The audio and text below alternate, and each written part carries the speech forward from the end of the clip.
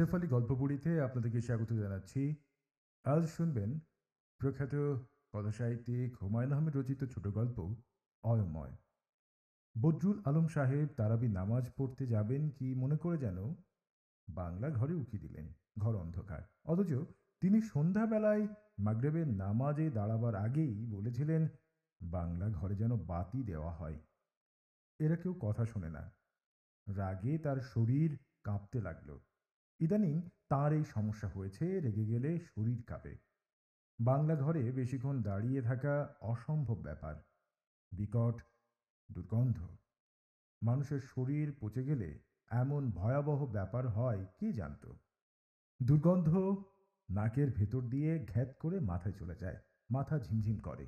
তারপরই বমি বমি ভাব হয়। বদরুল আলম সাহেব রুমাল দিয়ে নাক ঢাকলেন। ঘরে ঢোকার আগেই ঢাকা উচিত ছিল। দেরি হয়ে গেছে। তার মেজাজ আরো খারাপ হলো। বাংলা ঘরে ঢোকা উচিত হয়নি। কিছুক্ষণ আগে ভাত খেয়েছেন। খাবার দাবার বমি হয়ে যেতে পারে। তাঁর স্ত্রীকে বলেছিলেন এখন ভাত না দিতে, তারাবি পড়ে খাবেন। এটা শুনল না কেউ। আজকাল তাঁর কথা শুনছে না। তিনি নাকে রুমাল চাপা দিয়েই ডাকলেন, এই এই এই। কোনো সাড়া পাওয়া গেল না। মরে গেছে নাকি? হ্যাঁ, আশ্চর্য। একটা মানুষ অর্ধেকটা শরীর পচে গেছে, তবু মরার নাম নেই। উপজেলা হেলথ কমপ্লেক্সের ডাক্তার জবাব দিয়েছে, বলেছে হাসপাতালে রেখে কি করবেন? বড়জোর 2 দিন বাড়ি নিয়ে যান। বাড়িতে আত্মীয় স্বজনের মাঝখানে আরাম করে মরবে। আর গাধাগুলি তাকে নিয়ে এসে তার বাংলা ঘরে শুইয়ে দিয়েছে। কি যন্ত্রণা! এটা কি তার বাড়ি? গাধাগুলির সাহস দেখে তিনি স্তিমিত। বাংলা ঘর 10 কাজে ব্যবহার হয়। লোকজন আসে, সেখানে আধ পচা মানুষ এনে শুইয়ে দিল। বিকট গন্ধে বাংলা ঘরের ত্রিসীমানায় এখন কেউ যেতে পারে না। নাড়ি ভুঁড়ি উল্টে আসে। তিনি আরো নিচু গলায় ডাকলেন, এই এই। কোনো জবাব পাওয়া গেল না। তিনি কিছুক্ষণ কান পেতে রইলেন। নিঃশ্বাস ফেলার শব্দও আসছে না। নড়াচড়ার শব্দ নেই। মারা গেছে বোধ হয়। আশ্চর্য এই বাড়ির লোকজনের কাণ্ডজ্ঞান। এখন মরে তখন মরে একটা মানুষ তার ঘরে সন্ধ্যাবেলা বাতি দেয়নি, অথচ তিনি নিজে জায়নামাজে দাঁড়াবার আগে বলেছেন যেন বাতি দেওয়া হয়। কতক্ষণ আগে মরেছে কে জানে। অন্ধকার ঘর, কে জানে শেয়াল কুকুরে টেনে নিয়ে গিয়ে হয়তো খেয়ে ফেলেছে। তিনি নাক থেকে রুমাল সরাতেই ভক করে আরো খানিকটা গন্ধ ঢুকে গেল। তিনি বিশেষ গ্রাহ্য করলেন না। দেশলাইয়ের কাঠি ধরালেন। ঘরে খানিকটা আলো হলো। না, মরেনি। পিটপিট করে তাকাচ্ছে। ডাক্তার বলে দিয়েছে 2 দিনের বেশি টিকবে না। আজ হলো 13 দিন। আজকাল ডাক্তারগুলির কিরকম বিদ্যাবুদ্ধি! যে রোগীর 2 দিন বাঁচার কথা, সে 13 দিন বাঁচে কি করে? বদরুল আলম সাহেব বললেন, বেঁচে আছো? ইউনুস বলল, "আহ, যে আছি।" যখন এই বললাম তখন কথা বললে না কেন? ইউনুস জবাব দিল না। সে কথা বলেনি ভয়ে। বদরুল আলমকে সে বড় ভয় পায়। তাছাড়া সে এই বাড়ির কামলাও না। সে কাজ করত পূব পাড়ায়। তারা তাকে রাখতে রাজি না হয় সবাই মিলে এই বাড়িতে রেখে গেছে। বদরুল আলম সাহেবও রাখতে রাজি হয়নি। 2 দিনের বেশি টিকবে না শুনে কিছু বলেননি। তাছাড়া রমজান মাস। বদরুল আলম সাহেব রাগী গলায় বললেন, ঘরে বাতি দেয় নাই? দিয়েছিল, নিভা গেছে। কুপির বাতি বাতাসে নিভে যাওয়ারই কথা। বাংলা ঘরে এখন কেউ আসে না, কাজেই হারিকেন দেওয়া বিপজ্জনক। চোর এসে নিয়ে যাবে। এই লোক তাকিয়ে তাকিয়ে দেখবে, কিছু করতে পারবে না। বাদ দিয়েছে? যে দিছে। আচ্ছা, ঠিক আছে। ঘর থেকে বেরোবার আগে তিনি আবার কুপি জেলে দিয়ে গেলেন। যতক্ষণ থাকে থাকুক। মসজিদে সবাই তাঁর জন্য অপেক্ষা করছিল।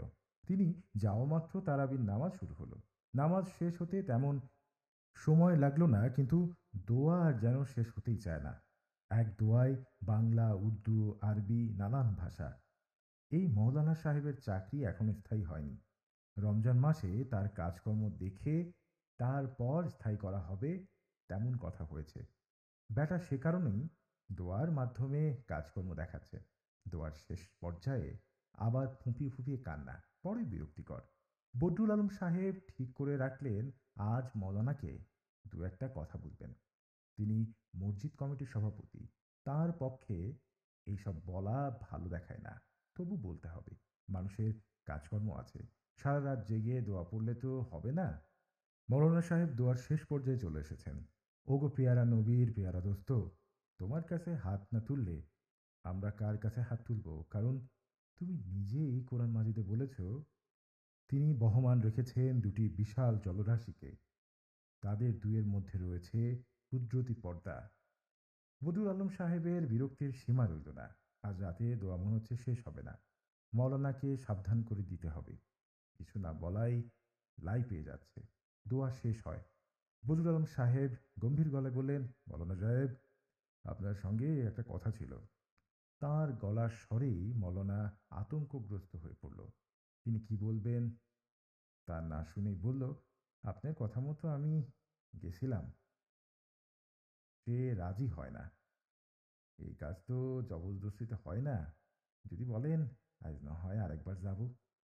আপনি কিসের কথা বলছেন? আপনি যে বলেছিলেন তবা করাইতে, তবা করতে রাজি হয় না। এতক্ষণে বদরুল আলম সাহেবের মনে পড়ল, মৌলানাকে গত সপ্তাহে বলেছিলেন যেন ইউনুসকে দিয়ে তবা করানো হয়।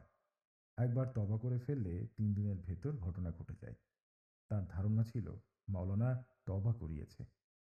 এখন দেখা যাচ্ছে তবা করায়নি। তবা করতে চায় না কেন? ভয় পায়, মরতে চায় না। তবার সাথে বাঁচা মরার কি সম্পর্ক? জন্ম মৃত্যু তো আল্লাহর হাতে। আপনি এখনই চলেন, তবা করিয়ে দেন। আমি সামনে থাকলে ও রাজি হবে না। জি আচ্ছা। তাছাড়া এখন মৃত্যু হলে তা তার জন্য শুভ।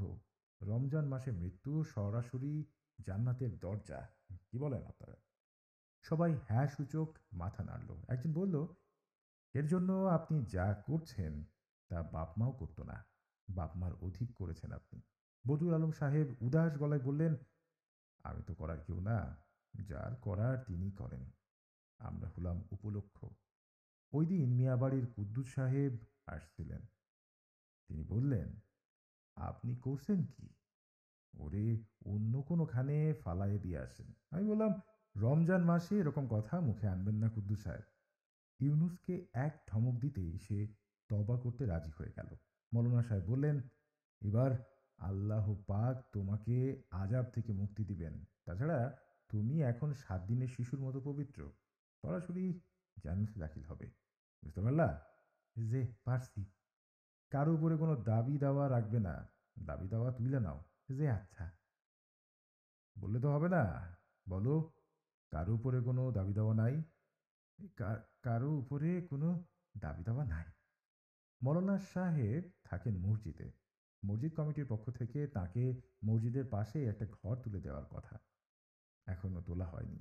সবই অবশ্য নির্ভর করছে বদরুল আলম সাহেবের উপর। তিনি একবার হ্যাঁ বললেই হয়। মৌলানা সাহেব মসজিদে যাবার আগে বদরুল আলম সাহেবের সঙ্গে দেখা করে গেলেন। বদরুল আলম সাহেব বললেন, তবা ঠিকঠাক হয়েছে? জি। অবস্থা কি দেখলেন? সময় ঘনিয়ে আসছে, তবার পরে 3 দিনের বেশি টেকে না। তবে এটাও টিকবে না। হয়েছে কি জানি না, শরীর পচে যাচ্ছে এই তো দেখি, গন্ধে থাকা মুশকিল। এদিকে সাদা সোজায় মেয়ে, মেয়ের জামাই আসতেছে। মৌলানা দৃঢ়স্বরে বললেন, এই 1-2 দিনের বেশি নাই। তবা পড়ানো 4র্থ দিনেও দেখা গেল ইউনুস বেঁচে গেছে। প্রশ্ন করলে চি চি করে জবাব দেয়। তবে অবস্থা যে খুব খারাপ তা বোঝা যায়। আগে শরীরের পচা দুর্গন্ধ বাংলা ঘরের আশেপাশে সীমাবদ্ধ ছিল, এখন তা ভেতর বাড়ি পর্যন্ত গেছে। স্যানিটারি ইন্সপেক্টরের পরামর্শে ঘরের চারিপাশে প্রচুর ফিনাইল দিয়েছেন, তাতেও গন্ধ যাচ্ছে না। তাছাড়া বাংলা ঘরের চারপাশে এখন শেয়াল ঘোরাফেরা করে, মানুষ পচা গন্ধের আকর্ষণ এড়াতে পারে না।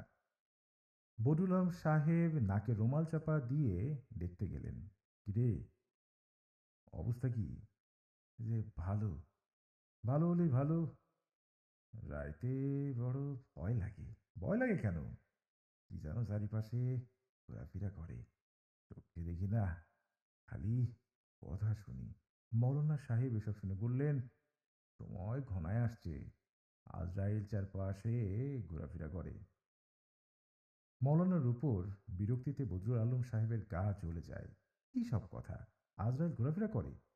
বেটা তওবাটা ঠিক মতো পড়াইছে কিনা কে জানে। মৌলানা সাহেব, জি? তওবা কি ঠিকঠাক পড়ানো হয়েছে?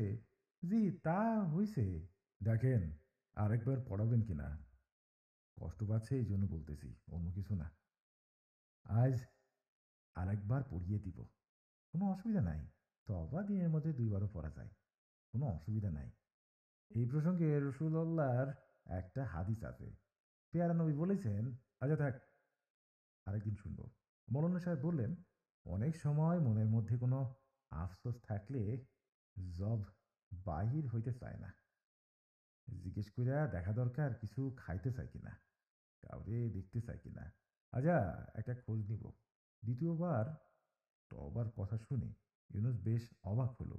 সিসি করে বলল, একবার তো করছি, তবার পরে কোনো পাপ কাজ করি নাই। মৌলানা সাহেব বিরক্ত গলায় বললেন, নাফরমানি কথা বলবা না। পাপ কাজ করছো কি করো নাই তার বিচার তোমার উপরে না, আল্লাহ পাকের উপরে। আবার তফা পড়ানো হলো। বদরুল আলম সাহেব তফা পড়ানোর শেষে খোঁজ নিতে এলেন। কিরে, তুই কেমন? যে ভালা। কিছু খাইতে মন চায়? দে না। মনে চাইলে বল। তেঁতুলের পানি দিয়া ভাত খাইতে মন চায়। তাকে তেঁতুলের পানি দিয়ে ভাত খেতে দেওয়া হলো। ভাত খাওয়া শেষ হবার সঙ্গে সঙ্গেই শ্বাসকষ্ট শুরু হলো। বুক হাঁপুড়ের মতো ওঠানামা করছে। চোখ মনে হয় বের হয়ে আসছে। বদরুল আলম সাহেব মরনাকে খবর দিয়ে রাখলেন, ভালো মন্দ কিছু হলে দিনের মধ্যেই দাফন কাফন শেষ করতে হবে। দিনে কিছুই হলো না। রাতে শ্বাসকষ্ট মনে হলো খানিকটা কমে এসেছে। মৌলানা সাহেব ঘুমোতে গেলেন। যাবার আগে বদরুল আলম সাহেবকে বলে গেলেন, আরও একটা দিন দেখতে হবে। বদরুল আলম সাহেব শুকনো গলায় বললেন, আর একদিন পরেই কি? আমাবস্যা লাগতেছে। আমাবস্যার টান সহ্য হবে না। বদরুল আলম সাহেব বিরক্ত গলায় বললেন, একদিকে বলেন আজরাইলের কথা, আর একদিকে বলেন আমাবস্যার কথা। আজরাইলকে পূর্ণিমা অবশ্য দেখে ঘোরাফেরা করে? আমাবস্যার রাতে ইউনুসের অবস্থা খুবই খারাপ হলো। বুকের ভেতর থেকে গো গো শব্দ বেরোচ্ছে, মুখে ফেনা ভাঙছে। রাত যে কাটবে না তা বোঝাই যাচ্ছে। বদরুল আলম সাহেবের স্ত্রীও শাড়ির আঁচলে মুখ চেপে একসময় ইউনুসকে দেখতে গেলেন। খাবার প্লেটে পড়ে আছে, ইউনুস ছুঁয়েও দেখেনি। তিনি বললেন, এর মুখে তোমরা পানি দাও, দেখছো না ঠোঁট চাটতেছে। আহারে! ভোরবেলা বদরুল আলম সাহেব খোঁজ নিতে গেলেন। রে, অবস্থা কি? ইউনুস চিচি করে বলল, যে ভালা। শ্বাসকষ্ট নাই? যে না। বদরুল আলম সাহেবের মুখ গম্ভীর হয়ে গেল। ইউনুস বলল, রাইতে একটা শিয়াল ঢুকছিল, পাও হাতে কামড় দিছে। আজ আপনি বইলা দিবেন, হাতের কাছে যেন একটা লাঠি দেয় আর একটা হারিকেন। বদরুল আলম সাহেব কিছুই বললেন না। তার মেজাজ রোজার সময় এমনিতেই চড়া থাকে। আজ সেই মেজাজ আকাশে চড়ে গেল। তিনি ইফতারের সময় মজনুকে বলে দিলেন, ইউনুসের হাতের কাছে যেন একটা লাঠি দেওয়া হয় আর একটি হারিকেন। মজনু এ বাড়ির কামলা, তার উপর দায়িত্ব ইউনুসকে খাবার দাবার দিয়ে আসা। এই কাজটা তার খুবই নাপছন্দ, কারণ ইউনুস এখন আর নিজে নিজে খেতে পারে না, খাবার মুখে তুলে দিতে হয়। ঘেন্নায় মজনুর বমি আসার উপক্রম হয়। মজনু বলল, ইউনুস হারামজাদা বিরাট বজ্জাত। বদরুল আলম সাহেব তাকালেন। কেন বজ্জাত সেটা শুনতে চান। মজনু বলল, মৌলানা সাহেব যে ২ বার তওবা করাইছেন, কোনোবারই এই হারামজাদা তওবা করে নাই। মৌলানা সাহেব তারে যে কথা বলেছেন, হে মনে মনে উল্টা কথা বলেছে। তোকে বলেছে কে? হ্যাঁ, নিজেই বলেছে। তওবা করলে জীবন শেষ, এই জন্য। বলিস কি? হারামজাদা বিরাট বজ্জাত। মাগরিবের নামাজের পর বদরুল আলম সাহেব ইউনুসকে দেখতে গেলেন। ইউনুসের হাতের কাছে লাঠি, হারিকেন জ্বলছে। কিরে, তুই নাকি তবা করস নাই? ইউনুস চুপ করে রইল। কেন করস নাই? আল্লাহর সাথে মস্করা হারামজাদা, তুই তো বিরাট বদ।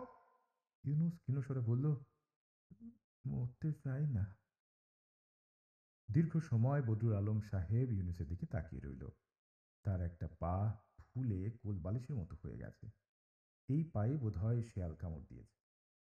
ইউনুস বলল, আপনি যদি বলেন তাইলে আর একবার ঠিক মতো তোবা করি।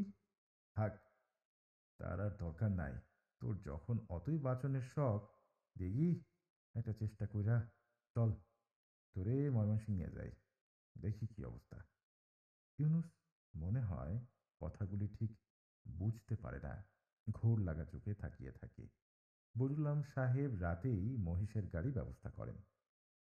প্রথমে যেতে হবে নেত্রকোনা, নেত্রকোনা থেকে ময়মনসিংহ, সেখানে ডাক্তাররা জবাব দিলে নিতে হবে ঢাকা। মহিষের গাড়ি রওনা হলো রাত 8টায়। অঞ্চলের সমস্ত মানুষকে অবাক করে দিয়ে তিনিও সঙ্গে চললেন। অনেক দৌড়াদৌড়ি ছোটাছুটির ব্যাপার আছে, ছেলে ছোকরাদের উপর ভরসা করা যায় না। ইউনুস, যে রুলে থাক, হাল ছাড়িস না, আমি আছি। ইউনুসের চোখ দিয়ে পানি পড়ে। সে প্রাণপণে ঝুলে থাকতে চেষ্টা করে। মহিষের গাড়ি দ্রুত এগিয়ে যায়।